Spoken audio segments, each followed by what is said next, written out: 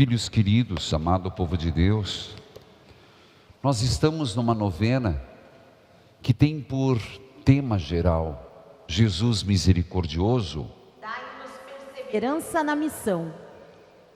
Perseverança na missão. Missão que nós lembramos no início de outubro, que é sermos mensageiros da mensagem.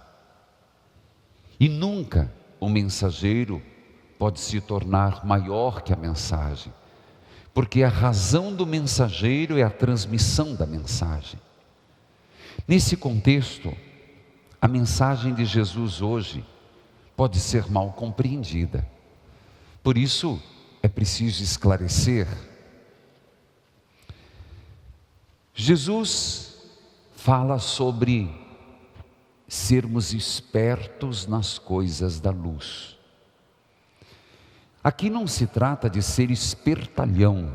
A palavra espertalhão é alguém que engana, alguém que ludibria, alguém que a qualquer custo faz algo em vista de um fim, lembrando que não é assim que funciona, que o fim não justifica os meios.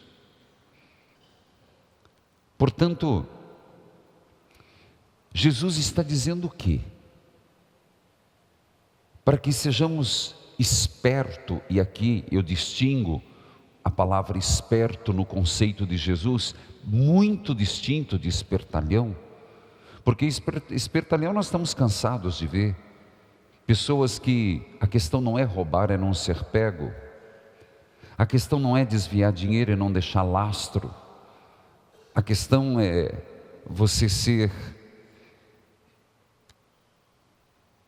esperto a ponto de você fazer tudo o que pode, tudo o que deve, tudo o que lhe convém, desde que você goze de boa aparente fama. Boa fama. Jesus fala de um esperto enquanto vigilante e empenho nas coisas de Deus. E ele usa um exemplo de um administrador. Um administrador que, por ter esbanjado, a palavra aqui é esbanjar. Não diz que ele roubou. Não disse que o administrador roubou o seu patrão, ele esbanjou os bens do patrão. Tem uma diferença. Ele não foi fiel, ele não defendeu a causa do patrão, ele esbanjou, ele não cuidou como se fosse seu, e por isso ele é chamado a prestar contas. É bom lembrar que o salário do administrador era a porcentagem que ele ganhava em cima do empréstimo. Portanto, ele se dá conta que vai ser mandado embora, não por roubo, por esbanjamento. Então o que ele faz? Chama um e diz: o que eu vou fazer da minha vida? Vou ser mandado embora? Vou cavar? Não tenho forças? Mendigar? Tenho vergonha? Bom, é melhor eu ser esperto. O que é ser esperto para esse administrador? Fazer as pazes com os que tinham dívida. Mas preste atenção, é importante esse dado. Chamou um e disse: quanto você deve ao meu patrão? 100 barris de óleo. Pega a tua conta e escreve 50. Ele abriu mão dos seus juros. Ele abriu mão da sua porcentagem. Ele diminuiu o juro que lhe cabia. Então é melhor eu perder agora e ganhar depois, porque esse que eu estou beneficiando, depois me receberá em sua casa. Depois, chamou outro: quanto você deve? 100 medidas de trigo. Tá, senta e escreve 80. Abriu mão de mais um lucro. Já que ele ia ser mandado embora, ele podia ter tido o princípio: vou pegar esse dinheiro e vou usar para mim. Ele disse: não, é melhor beneficiar e depois ter o apreço dessas pessoas. Jesus elogia, porque na hora em que a coisa pega, esse administrador sabe distinguir, ele sabe se autopreservar. Ele foi desonesto enquanto esbanjador, mas ele soube se defender. Por que nas coisas de Deus a gente não age com o mesmo empenho? Por que nas coisas de Deus a gente não age com a mesma dedicação? Por exemplo, hoje a proposta combater a desonestidade. A desonestidade que é fruto da não justiça. Por que nós não nos empenhamos em sermos justos, como diz as bem-aventuranças? Justiça é uma virtude cardeal, é uma virtude norteadora, ou virtude moral, como queiramos dizer. A justiça perfeita é a de Deus, por isso que nas bem-aventuranças, bem-aventurados aqueles que têm fome e sede de justiça, porque enquanto seres humanos, nós nunca veremos a perfeição da justiça. Sempre ficaremos com a sensação de que a justiça não foi feita, porque a justiça perfeita é de Deus. Mas mesmo e apesar disso, nós devíamos nos empenhar para que a justiça aconteça. Justiça do ponto de vista de nação, não por acaso os advogados têm um juramento e confiamos a eles o exercício da justiça, nos ajudar a viver o direito. Olha a palavra. Uma pena que às vezes não se valoriza essa profissão e muitas vezes nem os próprios o fazem. Mas é nobre ajudar-nos a viver o quanto melhor a justiça. Mas nós sabemos que a justiça hoje, de modo geral, está muito aquém do que deveria.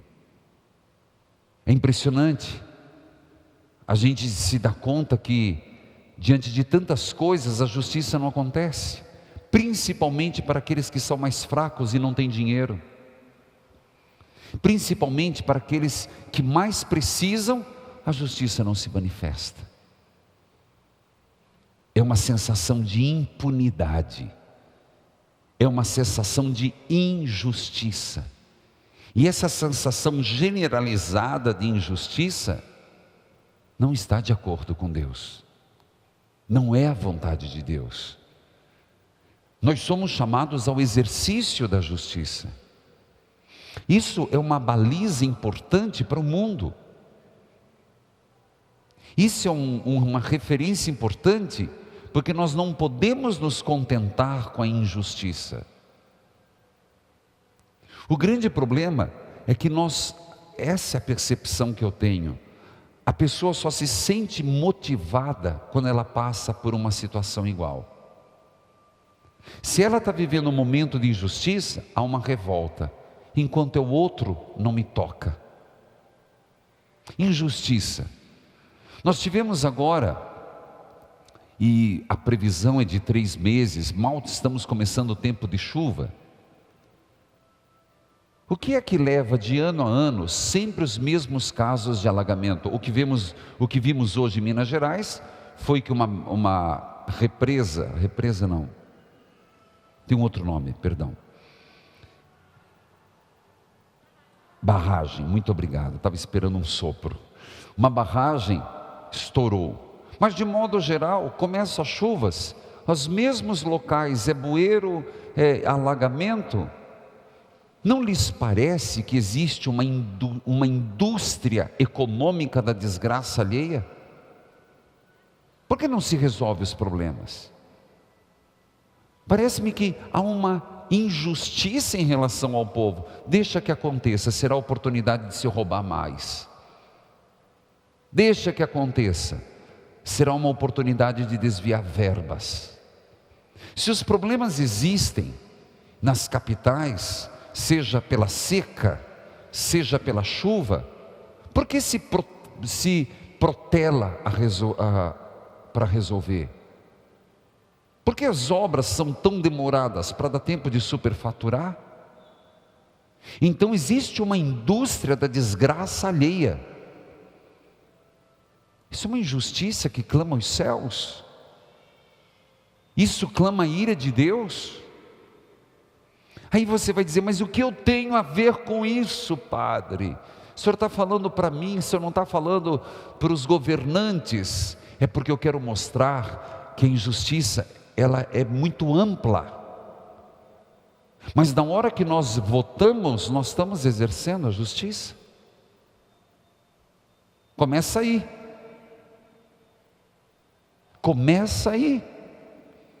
Nós somos culpados também da injustiça que vivemos. Nós não podemos perder essa noção, porque parece que as coisas nos fogem tanto às mãos que nós não temos mais nada que fazer. A eleição é um exercício do direito e da justiça. Depois, claro, eu quis colocar macro, porque a gente não podemos ser alienados. Nós estamos no mundo, não somos do mundo, mas estamos no mundo. Nós não podemos deixar de ser profetas. Claro que a justiça vai descendo a cascata e chega até mim e você. Ser desonesto, isso a gente tem que se vigiar. Existem muitas áreas da desonestidade. Desonestidade num troco, desonestidade num dinheiro que veio, desonestidade num negócio que a gente sabe que está lesando alguém e faz. Desonestidade na partilha dos bens, desonestidade com as sobras das nossas comidas, desonestidade com a comida que vence nas nossas despensas, desonestidade no consumo, ter mais do que necessitamos e fazer do consumo um vício, uma compulsão. Desonestidade, aí você vai pegando. Desonestidade em relação, às vezes, ao dedo que você tenta burlar do sistema. Desonestidade nas mentiras. Desonestidade no salário pago dos patrões. Aí você vai ver que a injustiça, ela vai se disseminando em todas as nossas relações. Portanto, nós não somos só vítimas, nós somos sujeitos da desonestidade. Padre, mas não era bem isso que eu queria escutar hoje, mas é isso que o Evangelho tem. Como diz uma pessoa, é o que temos para hoje, é o PF de hoje, é o prato feito de hoje.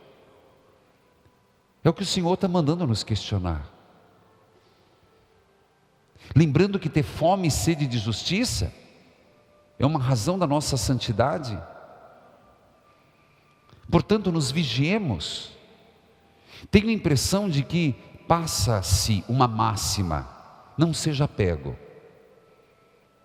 Passa-se outra: aquilo que não vê o coração não sente. Mas Deus vê, minha consciência vê, e é a ela e a Ele que prestarei conta da minha vida. Portanto, nunca façamos algo que possa nos causar uma noite mal dormida, onde o travesseiro, ao invés de pena ou espuma, pareça ser um saco de pedras. A melhor coisa é uma consciência tranquila, serena. Fiz o que estava ao meu alcance. Perder a noção disso, perder essa noção, é a gente desacreditar no mundo. Perder que esse é o objetivo, é cair no caos. Nas coisas de Deus, empenhemo-nos. Sejamos filhos da luz, em última análise. Somos filhos da luz. Na última reflexão desse sermão, Jesus está pedindo: se vocês são filhos da luz, vão para o combate. Da mesma forma que os filhos das trevas e os anjos e os secretários do diabo ficam maquinando para derrubar, para criar armadilhas, porque nós, como filhos da luz, não fazemos o mesmo, nos articulando, nos organizando, fazendo uma rede do bem. Eu prefiro usar corrente do mal e rede do bem. Corrente sempre prende. Da mesma forma que eles usam o mal, usemos o bem. O grande problema é que nós primeiro não usamos as armas da luz, como amor, justiça, temperança, discernimento.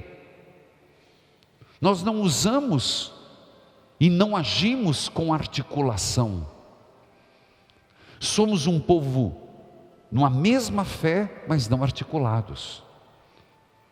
Somos filhos da luz, diz o Senhor. E usemos da criatividade. A criatividade nos ajuda a usar as virtudes e os dons e os bens que temos. Às vezes dá a impressão que nós não estamos convencidos a tanto para um empenho maior. E não adianta, quando a pessoa não está convencida de uma causa, não vai para frente. Quando a pessoa não está convencida, olha, mas faz malemar, faz mal feito.